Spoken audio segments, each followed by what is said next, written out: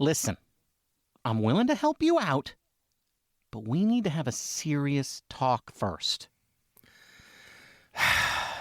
Yeah, okay. You know what you did, right? Yeah, I know what I did. Do you, though? I mean, do you really? Yes, I know what I did. I'm not stupid. Okay, fine. So tell me, what did you do, Mr. I'm Not Stupid?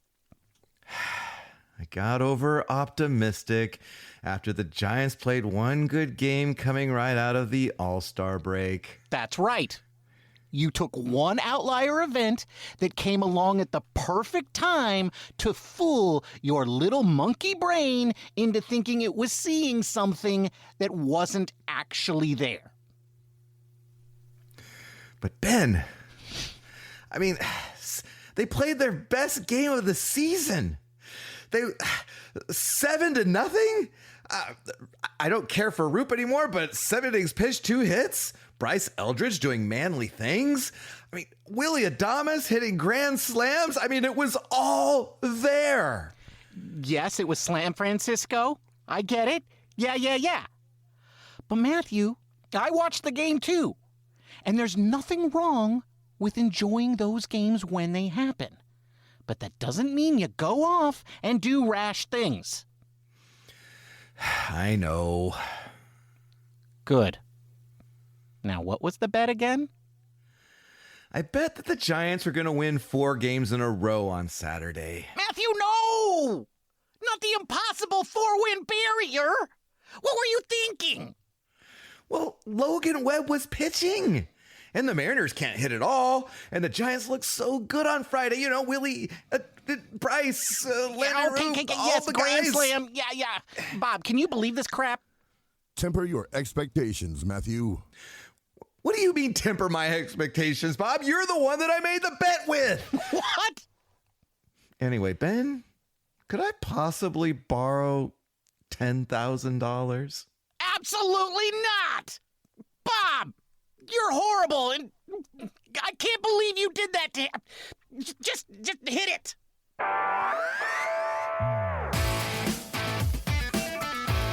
Welcome to Giant Cocktails, where the humor is elite, but the baseball sucks. Oh yeah, here are your hosts, Ben and Matthew Henry.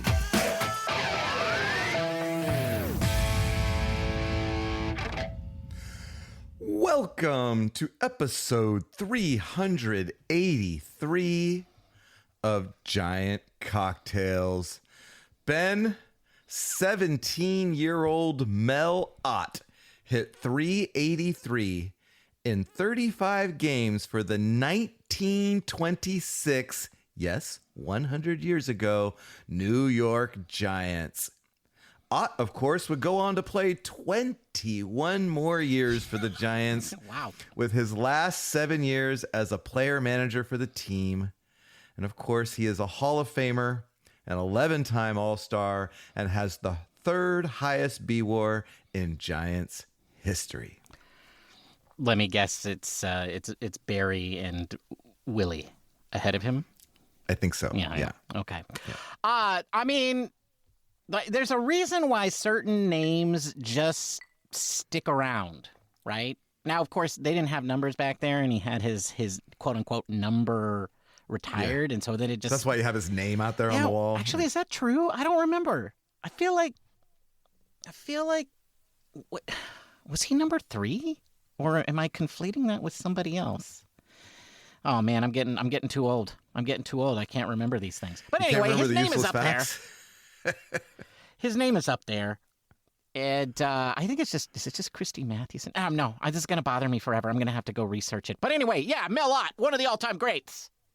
Well, what's going to bug me is the fact that I'm out $10,000, and now I got to figure out how to pay that off. To a fiction. Enough with the banter. Let's talk cocktails. Yeah, see, Bob doesn't care. Bob doesn't care. Bob doesn't care that he's fictional. All right, Bob, hit me. What are you drinking, Matthew? Bob, I'm drinking a drink I'm calling the Mexican Pirate. I will tell you all about it at the end of the episode. What are you drinking, Ben? Well, Bob, thank you for asking. That's very kind of you. Bob, before the show, Matthew and I came up with a theme for our drinks. They had to start with an M and a location. And I thought about this long and hard, and I realized that there is one cocktail, beverage, drink that we haven't featured on this show. Why? Because it's boring. But people love it. They swear by it. They do need to make it more exciting by putting it into a special container, which I didn't do. Anyway, Bob, today I'm drinking the classic, the famous, the boring Moscow Mule. And you can find out what's in it at the end of the episode. All right, Ben and college girls everywhere. What? Uniting for a common cause. Anyway, today, Ben, is Sunday, July 19th, as we record this podcast. Back from our 1 week hiatus. There was an all-star game in the middle of it. Ben is trying to unwrap his Costco-sized bottle of vodka, and the child-proof wrapping on the outside is proving very, very effective. A lot of people with childlike mentalities are over the age of 21. This is some BS.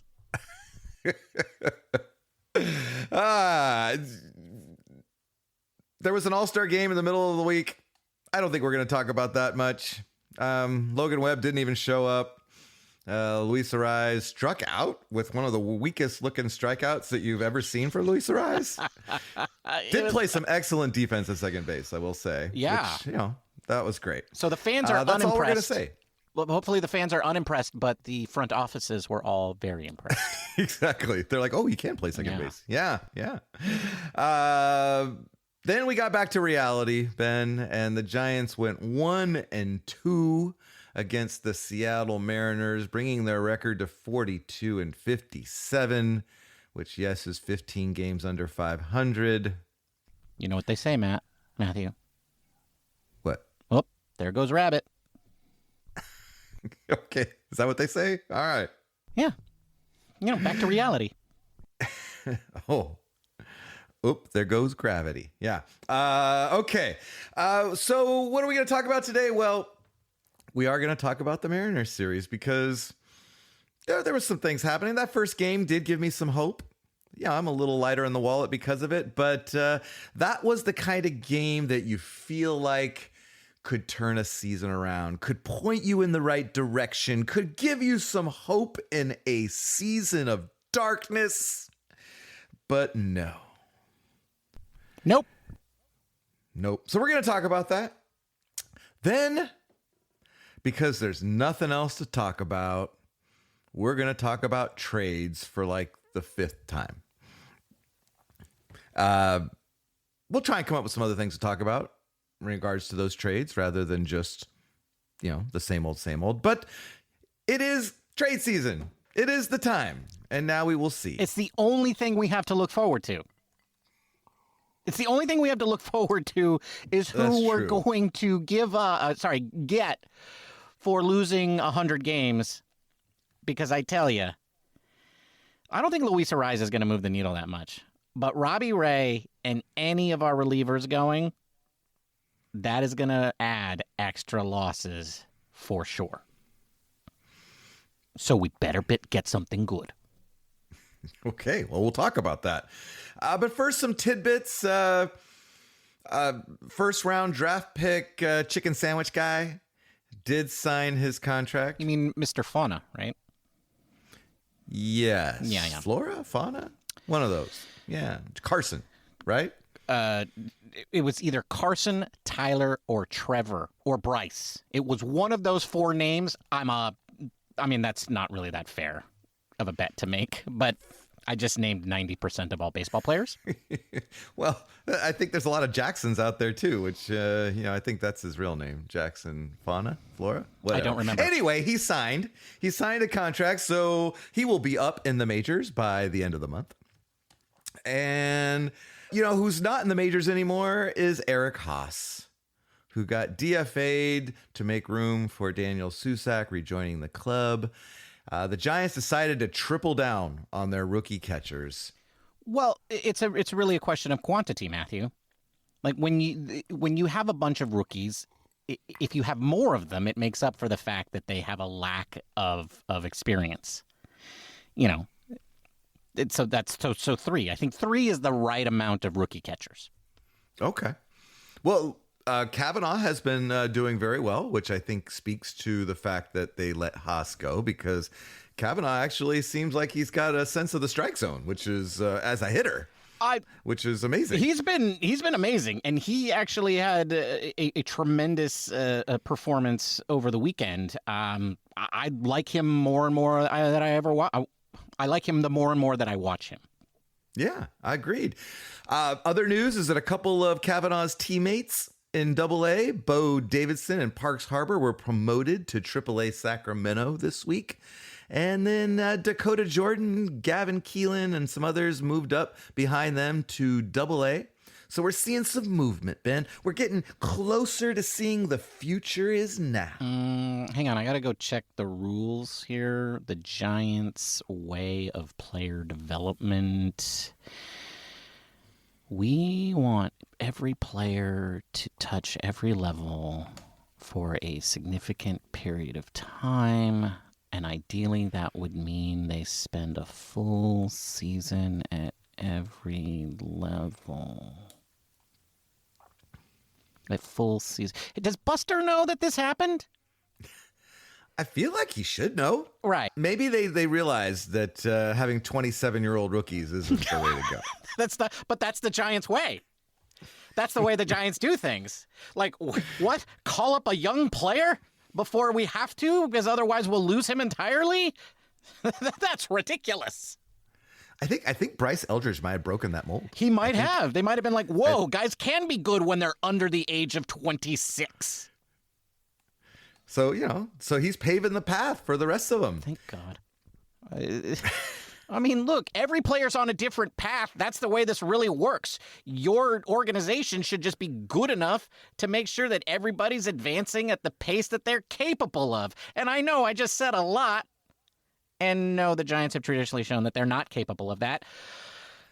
But yes, maybe they're turning the tide, Matthew. Maybe Randy Wynn's got everything under control. We shall see. We shall. I'm excited. This is good news.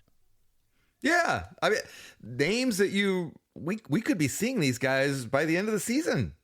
September call-ups and such. Or trades, which we'll talk about. Wait, what? Why would we trade these guys?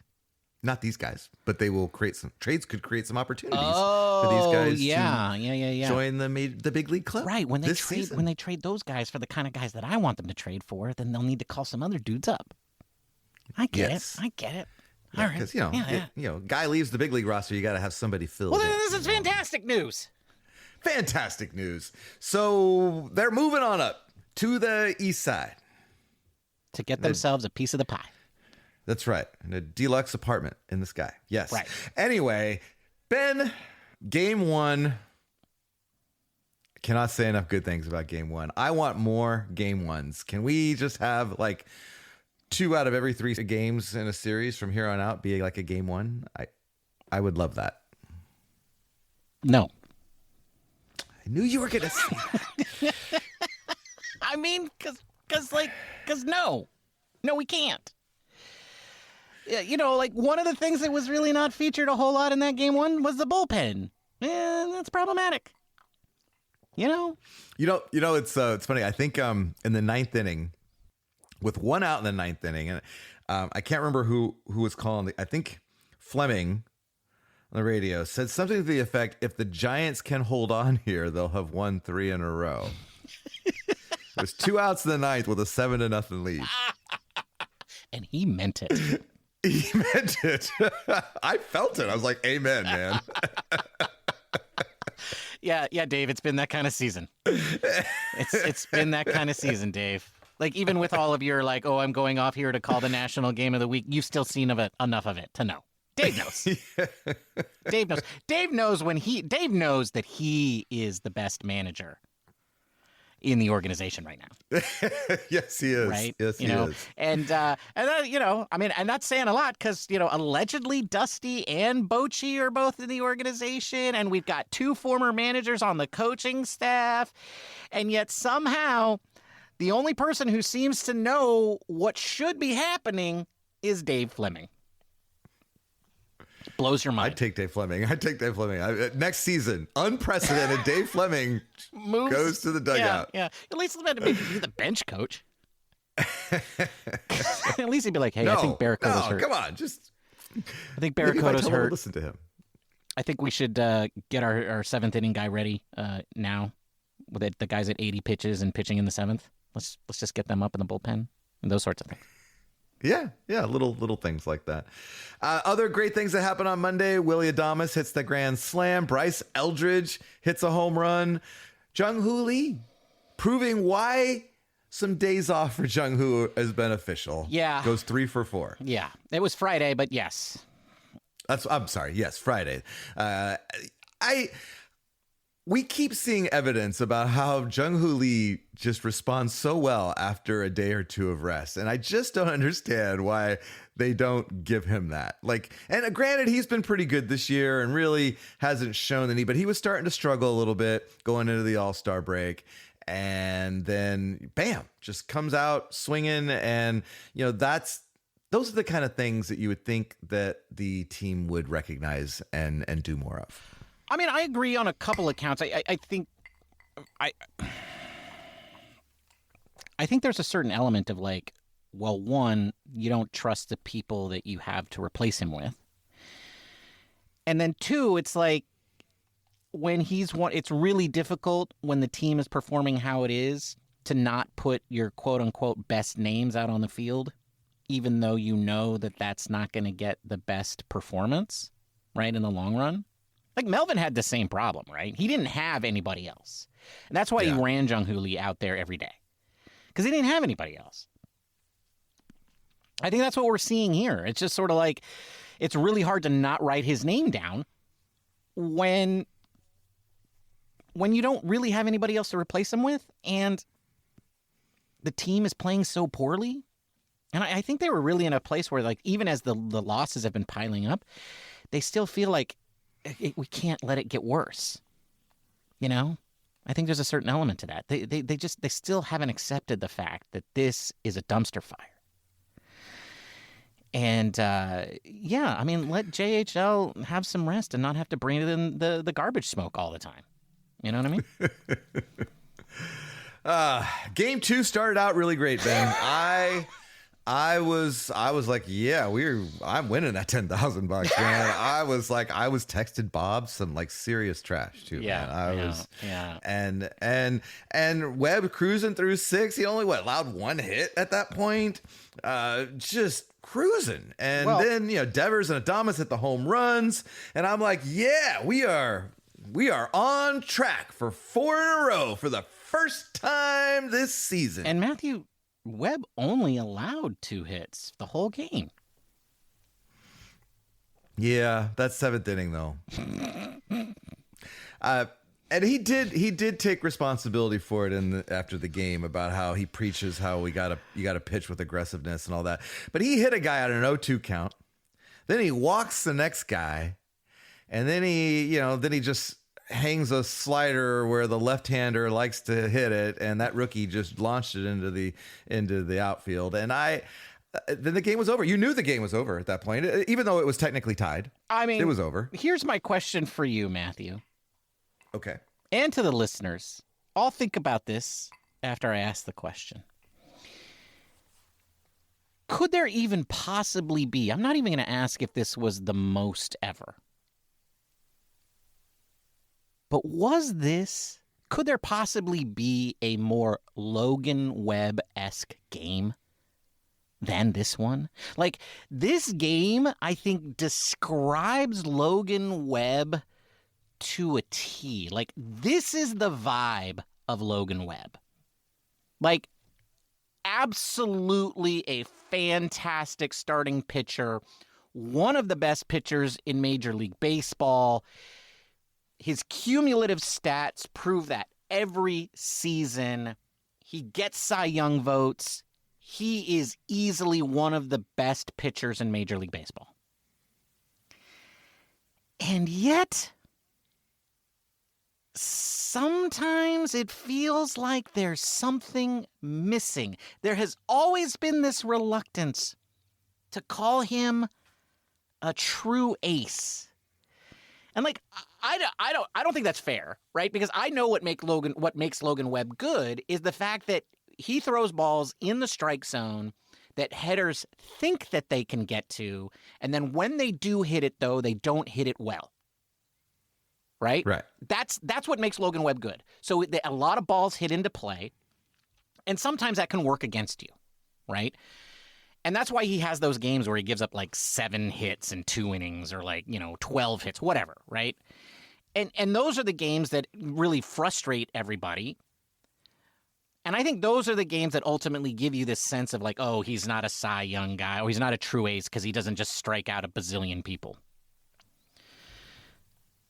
But anyway, you still get this vibe that he's not an ace, right? Like, he's a great pitcher, but he's not a shutdown guy. He's not a, you could put him into any game and he's going to surefire shut the other side down. There's always this moment where you're just like, there's this feeling that you can't trust him. And this game, I think, fit that definition perfectly.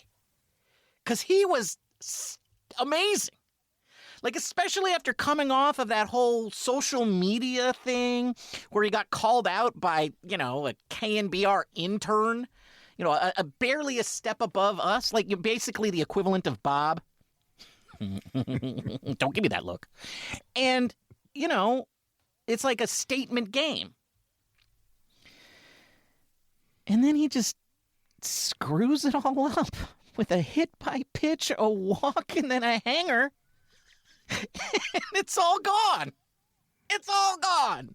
It was like, it was amazing. It was amazing. Well, and I do agree with you that Webb has, he lacks the characteristics, I think, of most people would consider an ace, right? He's not the 100-mile-an-hour pitcher who's striking out guys left and right. And the fact that he relies on weak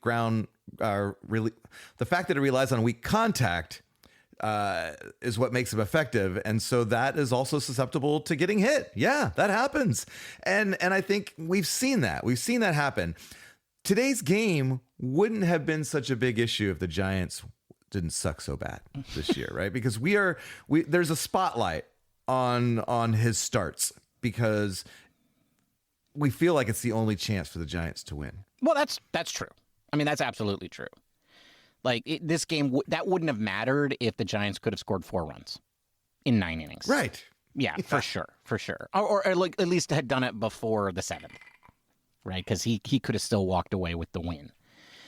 And everybody would have been like, whew, dodged a bullet there, yada, yada. But no. It would have been like, oh, he had one bad pitch, but he got the win, and instead, it cost the team. And yeah, so it's just, I feel for him. He is, he's played 1 postseason series.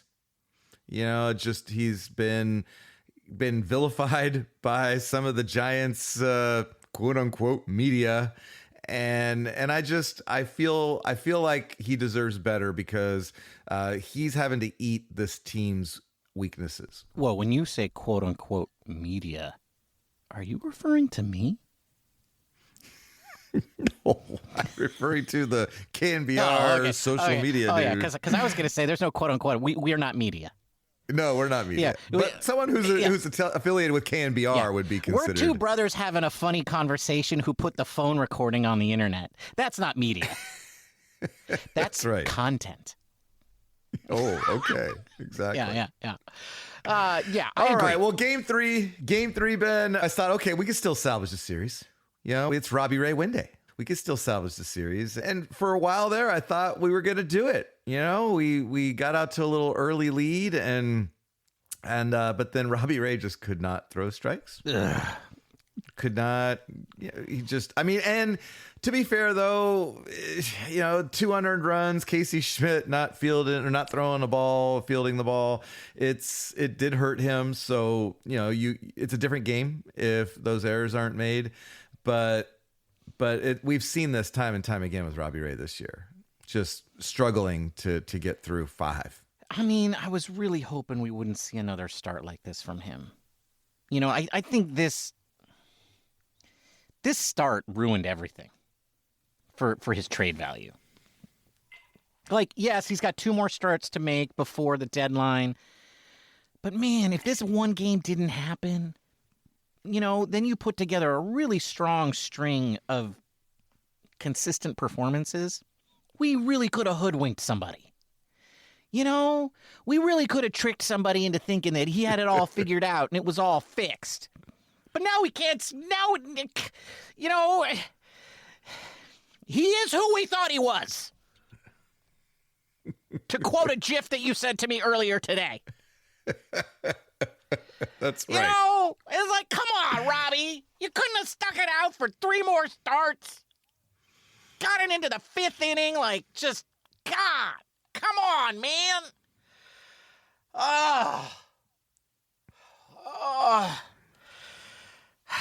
Now, but you're not going to cry again, are you? No, my eyes are just watering. It's dusty in here. Okay, because you can't have more cry streaks than the Giants have win streaks. That's true. I am on a 3-game cry streak, aren't I? Yes. Yeah, and if I cry, then that'll be 4 games, 4 episodes in a row.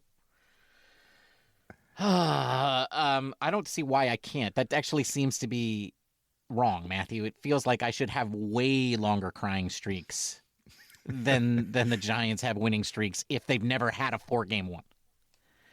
This is true.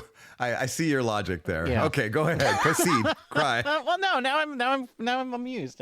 Yeah. No, I'm not. My eyes are just watering from the dumpster fire smoke. It's fine. Okay. It's fine. I'm not crying. You're crying. I'm crying. Yeah. God. I'm fine. I'm not. Let's clear that smoke. One of the only ways to clear that smoke is maybe trade some guys. Yeah, let's trade some guys. Right now, you were right. You said it earlier, right? The only thing we really have to look forward to.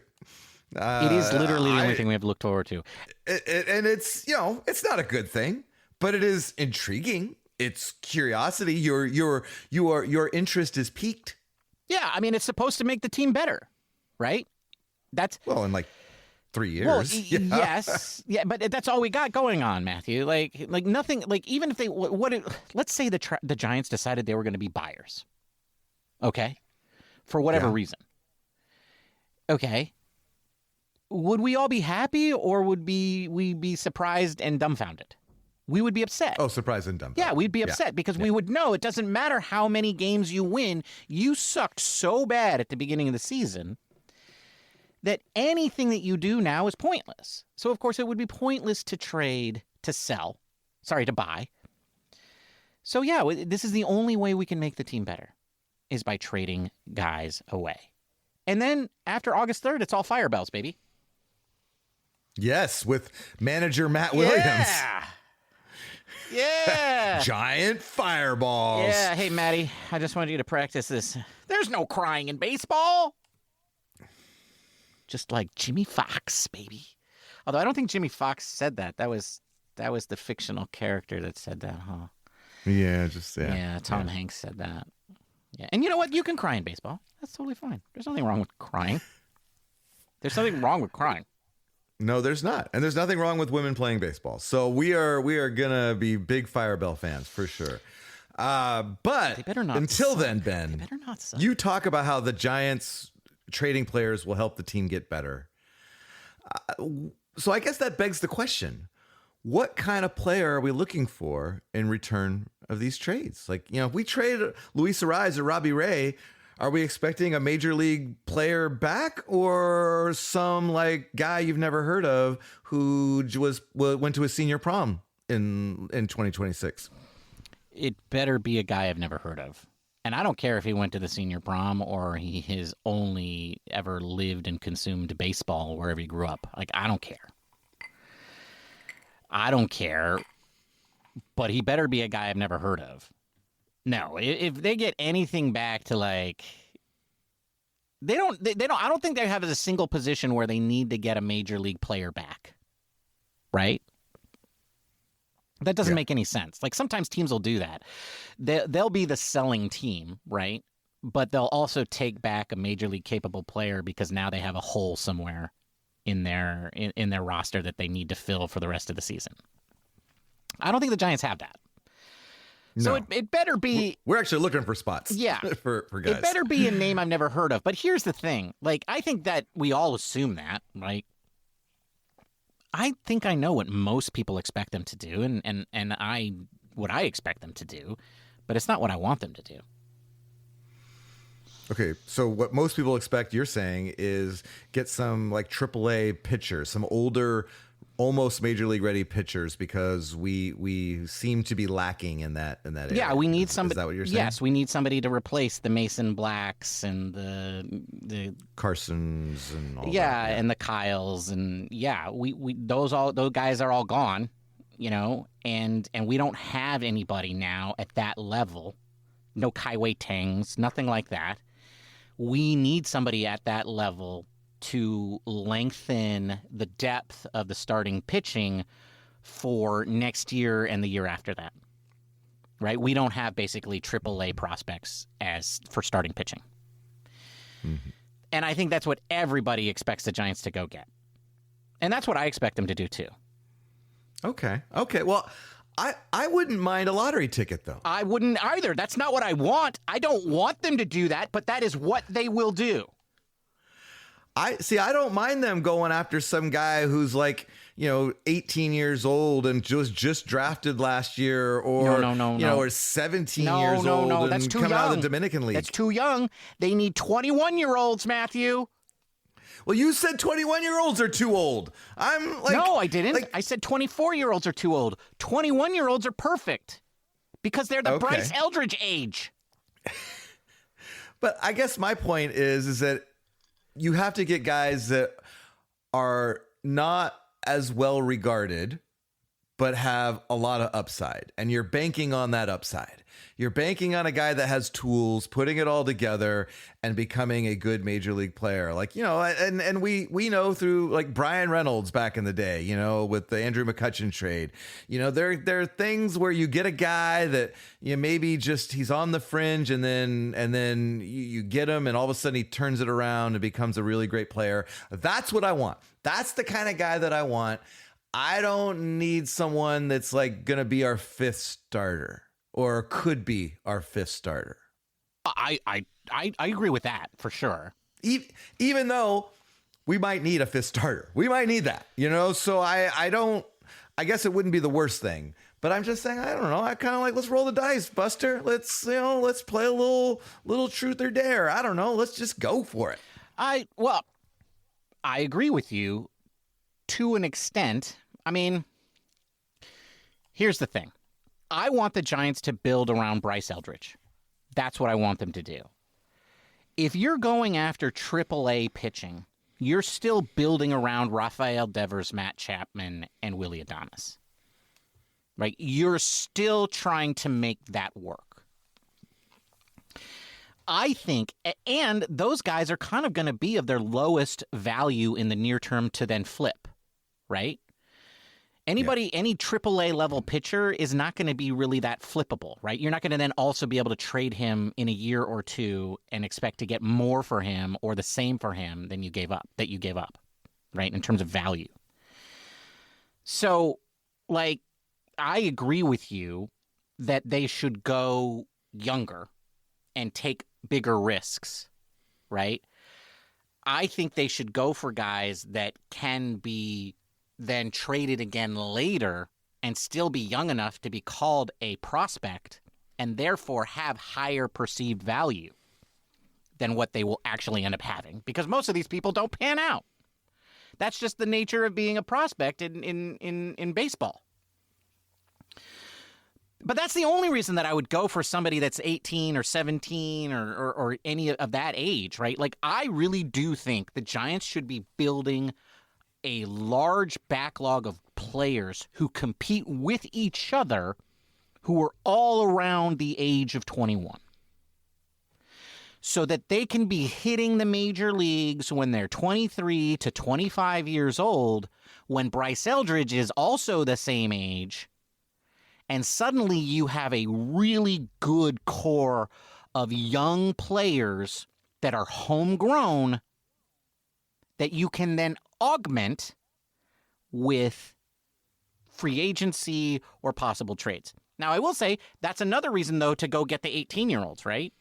Because those guys would then become the 21-year-olds that you could maybe trade at the trade deadline in 2029, right? Sure. Or 2030. God, that's so far away. That's so far away. We can't, what? 2030? That sounds like that's like the far future. 2030? Bryce Eldridge will be 25, So 26. what are we talking? What are you talking about? God, how old am I? What is going on, Bob? It's hot in here. How could it be 2030? What? Oh my God, that's so old. I think you're idiots. Well, thanks, Bob. Thanks, Bob. You know, you're not wrong. You are now a fictional character who is owed $10,000 by one of the people who created all you. right. Okay, well I want to talk about some current players that have been talked about being traded, and most notably Luis Arraez. And I have seen out in the social media land a lot of people arguing to keeping Luis Arraez. And, they say things like, oh, he's a really great player. We should keep him. We could sign him for the next 4 years. We should lock him up. Folks, first of all, Luis Arraez's best interest is to become a free agent at the end of this season, not to negotiate against himself. So he is going to be a free agent. He is not going to sign a contract before the season is over because it's in his best interest to test the market and see where that market is. The other problem with that is that he is a free agent, so you don't get anything if he goes somewhere else, right? I mean, now you've lost all value for Luis Arraez if he goes somewhere else because we've seen the Giants aren't going to pay, 3 years, $15 million for a second baseman, especially when they got Casey Schmidt at a really low price. So I just wanted to get people off of that ledge there. It's not going to happen, right, Ben? It's not going to happen. Precisely for the reasons that you said. It takes two to tango, and if the Giants wanted to sign him, he would have to agree to that, and he would never. Okay? If the Giants wanted to sign Luis Arraez to a long-term contract, they are welcome to try to do so after the season is over, just like everybody else will. And if they trade him, they will still be able to do that. And I think that he would probably be at least amenable to listen to any offers from the Giants. But at the end of the day, the team that is going to get Luis Arraez is the team that is willing to pay him the most money for the most amount of years. And they can still do that. They do not have an advantage of trying to sign him to some sort of extension right now. It's just not going to happen. It's not going to happen because he won't let it happen. So right. It's not going to happen. Whether you want it to or not, it's not going to happen. And please remember, the Giants are 15 games under 500, right. Folks. The other thing is I totally understand this mentality, though, right? He is one of the few bright spots that we have had all season. He is really the only player who has maybe been consistently good.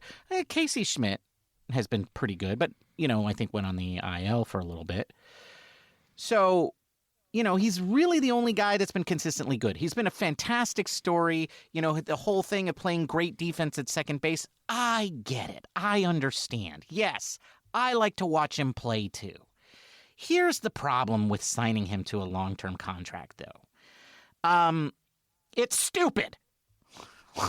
It's ludicrously dumb thing to do. No.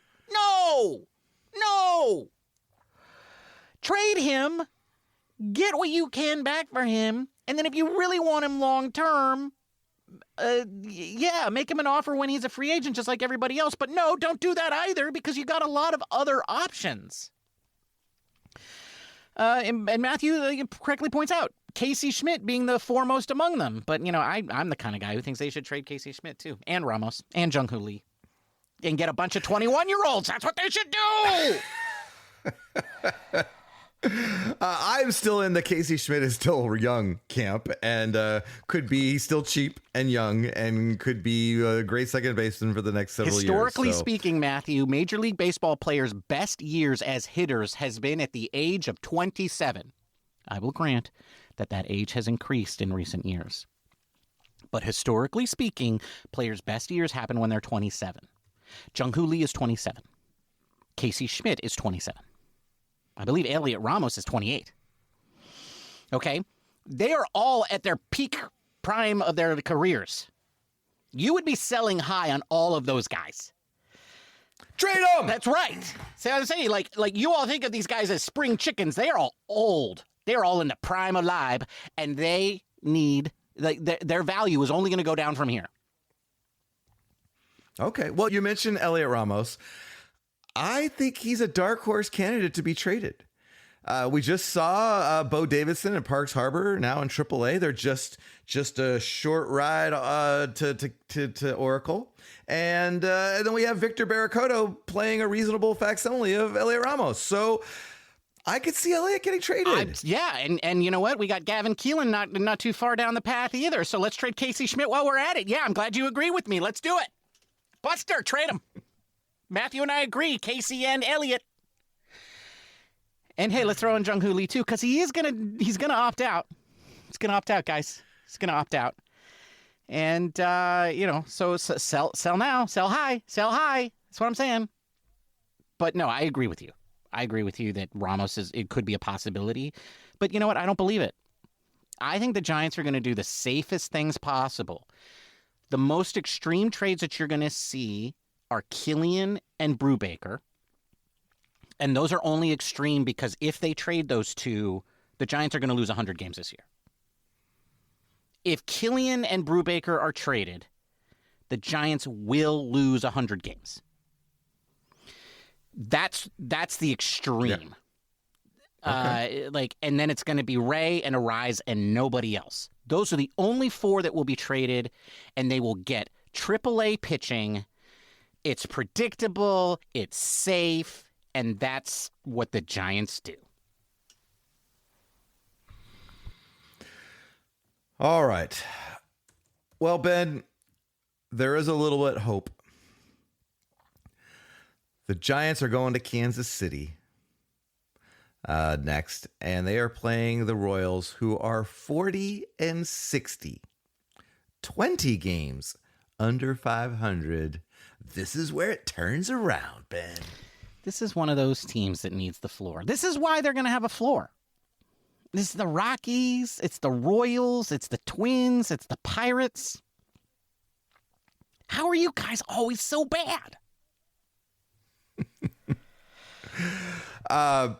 The probable starters don't exactly inspire a lot of confidence. However, Tyler Mahle versus Michael Wacha. Michael Wacha, isn't he like 1,000 years old? Waka. Yes. Him and good old Michael Fozzie Bear Wacha. Then there's Trevor McDonald versus Luinder Avila, and Landon Root versus Seth Lugo. So, we'll win 1 out of 3. I mean, that's the spirit, Matthew, but I'm not going to bet $10,000 on it, but yeah, I mean, look, Mahle had a good start, his last start, right? It's hard to keep track with that guy. I can't remember, to be honest. I feel like he's had like 4 or 5 good starts, and then I look at his record, I'm like, how is that possible? How's it possible that he had 4 or 5 good starts? Because his lows are so low. and then I mean, Trevor McDonald, some days are good, some days are bad. It's a coin. He's a coin flip. And I hear you, Landon Roop. We gotta is this a trend, or is he gonna regress back to the season mean? 2 decent starts in a row, could mean that the third time's the dud. So, yeah, I'm with you. I'm with you, man. 1 game out of 3. Like, you're right. You're right. I was going to try to talk myself into 2 out of 3 here, but no.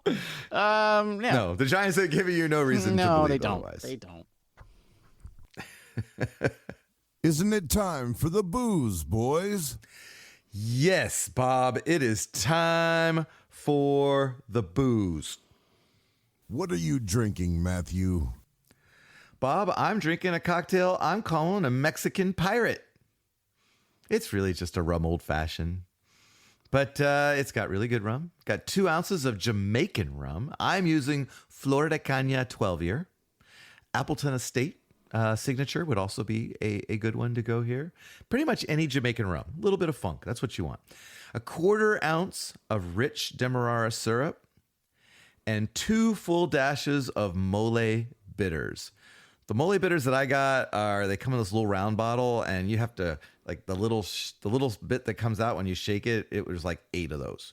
But it's in a regular dasher bottle, it's 2 full dashes. But you want to taste the mole, because that's the best part, man. And you're going to put those into a mixing glass with ice, give it a good stir for about 20 seconds to dilute and chill, and then strain it into a rocks glass with a large chunk of ice. Maybe express an orange peel over it and drop it in the glass, and you have a delicious cocktail that I'm calling the Mexican Pirate. That's a tasty cocktail. This one was good, and I actually tried to milk it through the whole episode, and I couldn't do it. I couldn't do it. What are you drinking, Ben? Were its nipples too small? Yes, that was the reason. I was just curious. Thank you for asking, Bob. That's very kind of you, Bob. Today I'm drinking a classic beverage, cocktail, whatever you want to call it. It's technically a highball, although it does have 3 ingredients, so maybe it qualifies as a cocktail. I don't care. I don't like to be pedantic about what's a cocktail and what isn't, so we're calling it a cocktail. It's the Moscow Mule. And what is in a Moscow Mule? Well, in my case, it has 2 ounces of vodka. I'm using Kirkland's Finest. How many times is this distilled? 6 times. Oh. Yeah. It's not 7 times, but it's certainly not 3 times, like some of that bottom of shelf swill you guys drink. No offense. Vodka's vodka, right? Whoa. Calm down. I didn't mean it. No. They're all different. Ooh, they all taste unique. Yeah. Whoa, sorry about that. Anyway, 2 ounces of vodka, 1/2 ounce of lime juice, and then 2 to 4 ounces of ginger beer, depending on your drinking vessel. Now let's talk about that vessel. Usually, it's a copper mug, like one of those rounded ones. Why? Because I don't know, because it's fun. It's fun, but I don't have any of those, so I'm just using a highball glass. The cool thing about a metal copper mug, though, is that you can make this extra, extra cold, and that is one thing that I would suggest if you're going to make this cocktail. You might as well make it right, so use a chilled vodka, and obviously your ginger beer should be chilled. Chill your copper mug or your highball glass or whatever it is that you're serving it in. And to make it, you put your vodka in over your ice, you add your lime juice, and then you top it with your ginger beer, and that's it. You've made a Moscow Mule. That's a tasty cocktail. It's pretty tasty. And that's a wrap. Thank you for joining us. We will be back on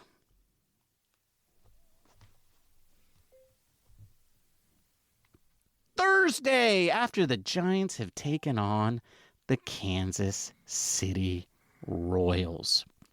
But if you can't wait that long to get your fix, feel free to reach out to us on the social medias where we go by the name Giant Cocktails. But if you can't do that, be sure to leave us a positive review on your podcasting platform of choice. And remember, it's not positive unless it's 5 stars positive. And you can do that at Apple Podcasts or Tradeify. Matthew, It was great talking San Francisco Giants with you. Until next time, cheers, my friend. Cheers, Ben. Bye, everybody. Goodbye!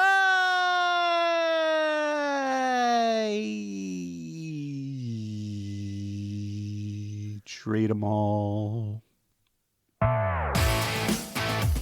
Thanks for listening to the Giant Cocktails Podcast.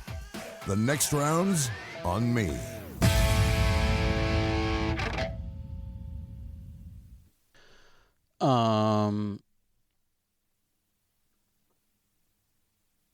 I mean, I don't really know what to say other than maybe Bob will let you work it off. What do you mean work it off? The guy, I've never even seen him in person. It's kind of hard to work for somebody like that, you know? Well, I understand that, but like, I'm not going to give you $10,000 to give to Bob because I have a feeling like that's just me giving you $10,000 and like I didn't lose a bet. Yeah, sure. You didn't lose a bet, but I'm your brother, man. If you needed $10,000, I'd give it to you. Okay. You do want True. me to be okay, don't True. you? Are you just asking me to give you $10,000 for no reason?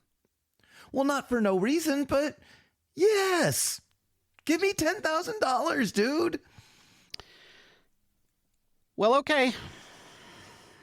No, it's not happening. But also, I have this to say.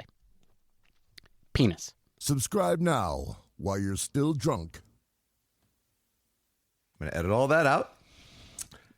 What was I going to say? Penis. Oh. Yes. You came up with that at the end. It's going to be our close. No, you're supposed to edit it out. That's why I said it.